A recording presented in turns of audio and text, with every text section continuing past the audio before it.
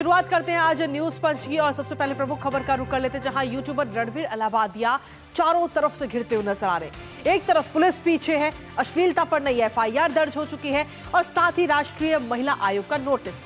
तो वहीं अब आज सुप्रीम कोर्ट में सुनवाई भी होनी है। दरअसल शो में मां बाप पर अभद्र टिप्पणी करने के बाद हर किसी के निशाने पर है रणवीर। देश भर में अलग अलग जगह पर तमाम शिकायतें की गई, एफआईआर की गई और इन सभी एफआईआर को जोड़ने की मांग रणवीर ने सुप्रीम कोर्ट से की है। हालांकि इससे पहले सुप्रीम कोर्ट इस पूरे मामले की जल्द सुनवाई की जो याचिका थी उसको खारिज कर चुका है और अब आज सुप्रीम कोर्ट इस याचिका पर क्या फैसला सुनाता है इस पर रहेगी नजर। लेकिन साथ ही आपको बता दें कि सुप्रीम कोर्ट में रणवीर का प्रतिनिधित्व भारत के पूर्व मुख्य न्यायाधीश डीवाई चंद्रचूड़ के बेटे एडवोकेट अभिनव चंद्रचूड़ कर रहे हैं और इसके साथ ही करेंगे चर्चा इस पूरे मामले को लेकर अपने संवाददाता से। लेकिन उससे पहले आपको दिखाते हैं कि शो में भद्दे कमेंट वाले इस पूरे मामले पर अब तक क्या कुछ कार्रवाइयां की गई हैं।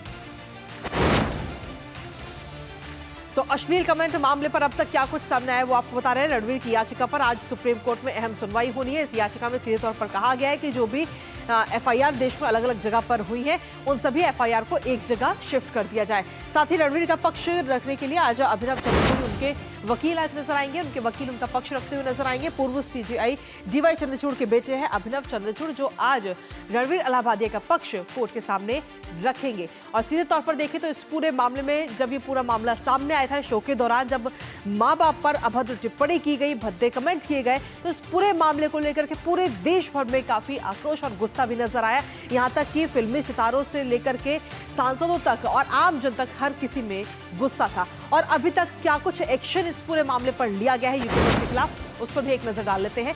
यूट्यूबर्स पर एक्शन हुआ है। एनसीडब्ल्यू ने समन जारी किया है। हालांकि इससे पहले भी समन जारी किया गया था जिसमें ये लोग पेश नहीं हुए, लेकिन अब एक बार फिर से समन जारी किया गया और सभी से अलग अलग तारीख पर पूछताछ अब एनसीडब्ल्यू करता हुआ नजर आएगा। राष्ट्रीय महिला आयोग अब इस पूरे मामले में सुनवाई भी होगी और अब जो अगली तारीख दी है वो एनसीडब्ल्यू की तरफ से 6 मार्च की दी गई है। 6 मार्च को पेशी होगी जिसमें जसप्रीत सिंह बलराज गई से 11 मार्च को सवाल जवाब किए जाएंगे एनसीडब्ल्यू की तरफ से।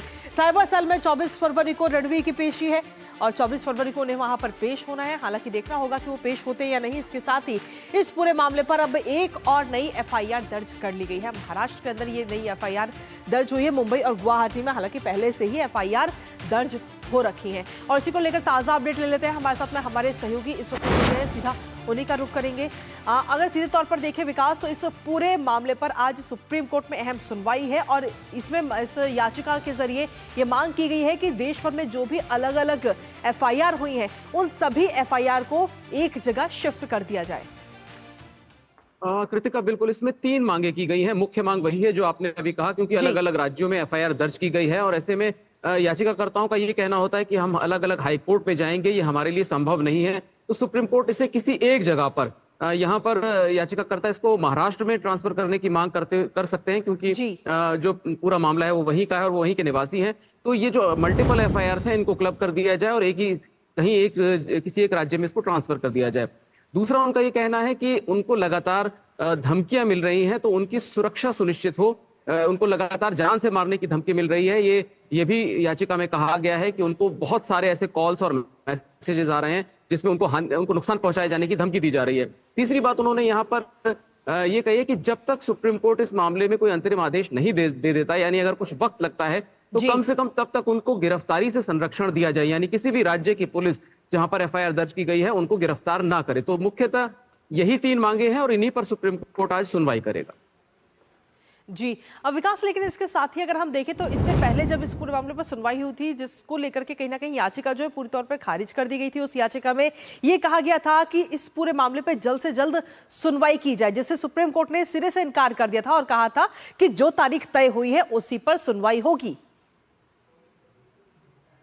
बिल्कुल कृतिका, तुरंत सुनवाई की मांग को सुप्रीम कोर्ट ने ठुकरा दिया था, लेकिन फिर भी आप देखें तो सिर्फ 1 दिन का अंतर आया है। यानी पूरी प्रक्रिया का पालन जब किया गया है, जो पूरा मामला लिस्ट होता है आमतौर पर वो रजिस्ट्री को मेल भेजा जाता है कि क्यों याचिकाकर्ता जल्दी सुनवाई चाहते हैं, उनकी अर्जेंसी क्या है। तो सीजेआई ने उस वक्त यही कहा था कि आपने अपनी बात रख दी है, अब रजिस्ट्री ने जो भी निर्णय लिया है डेट तय करने को लेकर के वो रजिस्ट्री करेगी। यानी सुप्रीम कोर्ट को ऐसी कोई वजह, चीफ जस्टिस को खासतौर से ऐसी कोई वजह नहीं दिखी कि वो इस पूरे प्रक्रिया को एक तरीके से बाईपास करके एक अर्ली हियरिंग दे। लेकिन फिर भी उनकी याचिका 1 दिन के अंतराल के बाद ही आज सुनवाई के लिए लग गई है। राहत मिलेगी या नहीं ये अभी देखना होगा। आमतौर पर ऐसे मामलों में सुप्रीम कोर्ट राहत दे भी देता है जब ये पाता है कि बहुत सारी एफआईआर्स हैं और एफआईआर का कंटेंट सेम है।